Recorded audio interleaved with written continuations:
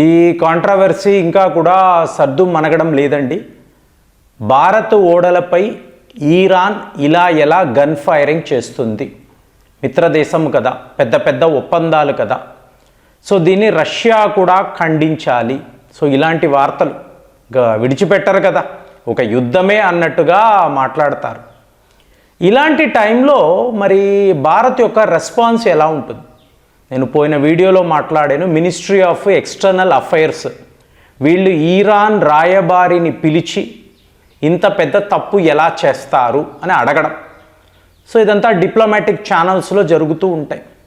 కానీ జియో పాలిటిక్స్లో ఎత్తుకు పై ఎత్తు అనేది చాలా ముఖ్యమండి. ఇప్పుడు చూడండి, మీకు బ్రిక్స్ సబ్మిట్ అనేది 2026. ఇది హోస్ట్ చేసేది ఎవరు? భారత్. అంటే వెన్యూ ఢిల్లీ. సో మీకు Russia, China, Brazil, south Africa, ఈరాన్ నుంచి డిప్లొమాట్స్ కూడా భారత్లోకి రావాలి. ఇలాంటి టైంలో మీకు ఈ యుద్ధాలు కదండి, గందరగోళముగా ఉంది కదా వ్యవహారం. వాళ్ళ స్టాక్ మార్కెట్, ఆయిల్ మార్కెట్ కోసము మ్యానిపులేషన్ చేయడం, యుద్ధము పేరు చెప్పి మ్యానిపులేషన్ చేస్తున్నారు. కానీ మనం అలా ఆలోచించలేము కదా. కాబట్టి మనము ఏ స్థాయిలో, మన జియో పాలిటిక్స్ ఏ స్థాయిలో ఉంటుందో చెప్పడానికి ఈ విషయాలు మాట్లాడుతున్నాను. ఎనీ టైం అండి, గుర్తుపెట్టుకోండి, ఎనీ టైం భారత్కు సంబంధించిన సైనికులు ఒక 3000 మంది ట్రూప్స్ వీళ్ళు డైరెక్ట్గా రష్యాలోకి వెళ్ళొచ్చు. అంటే ఇలాంటి ఒప్పందాలు మనము, నాకు తెలిసి, రష్యాతో మాత్రమే పెట్టుకుంటాం. అదేవిధంగా రష్యాకు సంబంధించిన 3000 మంది ట్రూప్స్ వీళ్ళు ఎనీ టైం 2 వారాలు నోటీస్ ఇచ్చి నేరుగా భారత్లోకి రావచ్చు. మీకు 5 అతిపెద్ద అంటే రాకాసి యుద్ధ ఓడలు భారత్ నుంచి రష్యాకు వెళ్ళొచ్చు, రష్యా నుంచి భారత్లోకి రావచ్చు. 1971 యుద్ధం గుర్తుపెట్టుకోండి.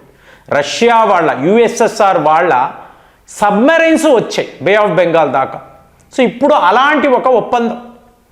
మన యొక్క వార్షిప్స్ కూడా ఇవాళ మన వద్ద కూడా ఆ టైంలో లేవు, కానీ ఇవాళ పెద్ద పెద్ద రాకాసి ఓడలు ఉన్నాయి కదండి. ఐఎన్ఎస్ విక్రాంత్ లాంటి చూస్తున్నాం కదా. సో ఇలాంటివి 5 warships any given time Russia దాకా వెళ్ళవచ్చు.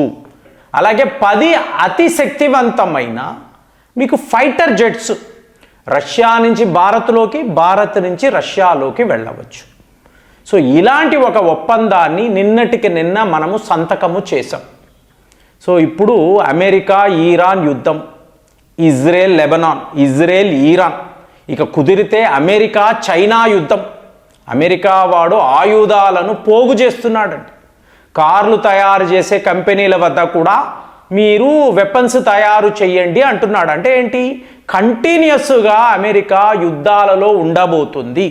వాళ్ళ మిలిటరీ కాంప్లెక్స్ యొక్క ఆజ్ఞ ఎలా ఉంది అంటే యుద్ధాలు చేస్తూనే ఉండు, నీకు ఇంకా 2.5 ఏళ్ల పాటు గడువు ఉంది, కంటిన్యూస్గా యుద్ధాలు చెయ్యి.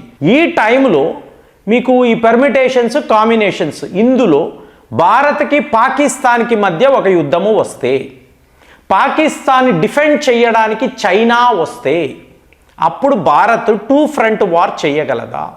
ఈ టైంలో భారత్కు సపోర్టుగా రష్యా నిలబడితే, ఇప్పుడు మనం ఏం మాట్లాడుతున్నామండి, రష్యా వాళ్ళ అత్యుత్తమమైన ఎయిర్ డిఫెన్స్ సిస్టమ్ S-400 మళ్ళీ ఇంకొక లాట్ కూడా మనము వాళ్ళ దగ్గర కొనడానికి ఒప్పందాల్లో సంతకాలు చేసేసాము, అడ్వాన్సులు కూడా ఇచ్చేసాం.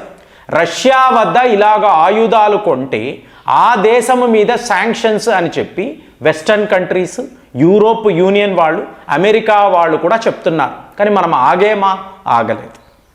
అలాగే మీరు చూసారనుకోండి, ఇప్పుడు సుఖాయ్ 57 గత సంవత్సరం నుంచి అలా నానుతున్న ఒక ప్రపోజల్ ఇవాళ హిందుస్థాన్ ఏరోనాటిక్స్ లిమిటెడ్ వాళ్ళు ఏమంటున్నారంటే, మేము 50% సిద్ధముగా ఉన్నాము, సుఖాయ్ 57 భారత్లోనే తయారు చేయడానికి రష్యా వాళ్ళు లైసెన్స్ ఇచ్చి, పర్మిషన్ ఇచ్చి, అగ్రిమెంట్స్ వేస్తే ఇక్కడే మేము మా 5th జనరేషన్ యుద్ధ విమానాలు, ఇదే కదండి భారత్ యొక్క అతిపెద్ద సమస్య. దానిని కూడా మేము సాల్వ్ చేయగలము. ఇండియాలోనే 5th జనరేషన్ విమానాలు వచ్చేస్తాయి, సుఖాయి 57. ఇక బ్రహ్మోస్ మనం హైపర్సానిక్ లెవెల్లో మాట్లాడుతున్నామండి. హైపర్సానిక్ లెవెల్ బ్రహ్మోస్ భారత్లోకి వస్తే అప్పుడు మన రాకెట్ ఫోర్స్ ఏంటి? సో ఇదంతా రష్యాతో కలిసే కదా. ఏ అమెరికానో మీకు ఈ ఫ్రాన్సో జర్మనీ యూకే నథింగ్ కదండి, రష్యాతోనే. అంటే మనము ప్రపంచానికి ఏం చెప్తున్నాం, ముఖ్యంగా వెస్టర్న్ కంట్రీస్కి, రష్యా మా ఆప్త మిత్రుడు, మేము వాళ్ళ వద్ద ఆయిల్స్ కొనడము మాత్రమే కాదు, మా స్ట్రాటజిక్ అటానమీలో వీళ్ళు కీలకమైన భాగం. అంటే మీకు రష్యాకు ఈ ప్రపంచములో దగ్గర 40 మిలిటరీ బేసెస్ ఉన్నాయండి.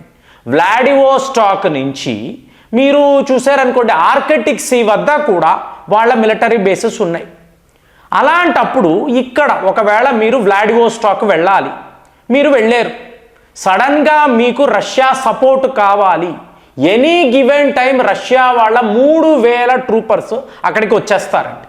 వాళ్ళ 10 యుద్ధ విమానాలు వ్లాడివోస్టాక్ వచ్చేస్తాయి. అంటే మనకు ఇలాగా పొలిటికల్గా మనకు కావలసిన మైలేజ్, ఆ లీవరేజ్ అంటాం చూసారా, రష్యా వాళ్ళ వద్ద బాగా దొరుకుతుంది. మీకు అక్కడ మనకు కావాలి అంటే వాళ్ళు వచ్చేస్తారు. వాళ్ళ వార్షిప్స్ ఒక 5 కావాలంటే వాళ్ళు పంపించేస్తారు.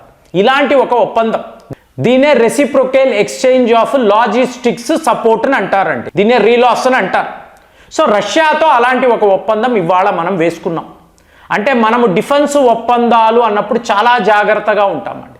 ఐదర్ ఆయుధాలు ఇవ్వడము లేదా కొనుక్కోవడం అంతే ఉంటుంది తప్ప ఆ దేశముతో, ఇప్పుడు రష్యా వాళ్ళు అంటున్నారు మేము అండమాన్ నికోబార్ ఐలాండ్స్ వద్ద మా సైనికులు 3000 మందిని డిప్లాయ్ చెయ్యాలి అని అనుకుంటున్నాము, రండి అంటాం. మరి అమెరికా వాడికి మిలిటరీ బేస్ కావాలని అడిగాడు, నో అని చెప్పాం. ఎప్పుడు ఎవరిని అలౌ చేయం. కానీ రష్యా అన్నప్పుడు ఒక స్పెషల్ లీవరేజ్ ఉంటుంది.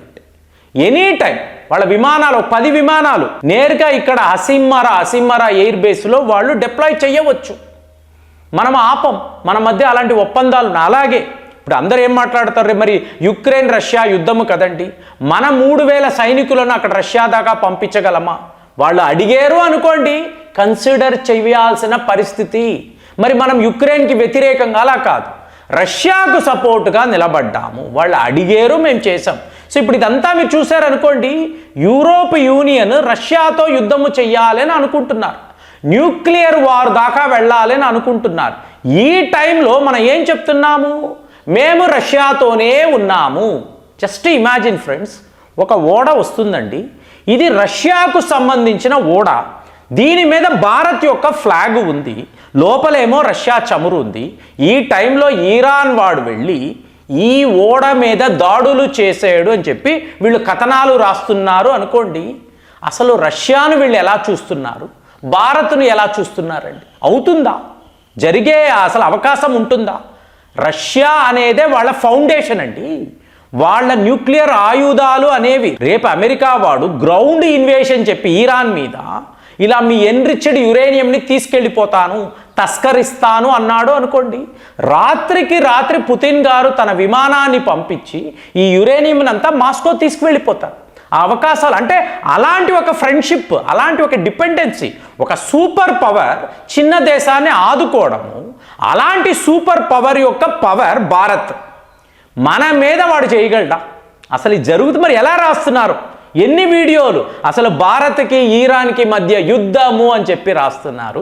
ఇలా ఎలా రాస్తారండి? కాబట్టి వీడియోలో ఇదంతా మాట్లాడుతున్నాను. మరి ఇవాళ భారత్కు రష్యాకు మధ్య ఇలాంటి ఒక డిఫెన్స్ ఒప్పందము సంతకాలు అయ్యాయి అంటే ఈ వార్త యొక్క స్కేల్ ఏ లెవెల్లో ఉందో ఒక్కసారి ఆలోచించి కామెంట్స్లో రాయండి. మళ్ళీ వచ్చే వీడియోలో కలుద్దాం. జై హింద్.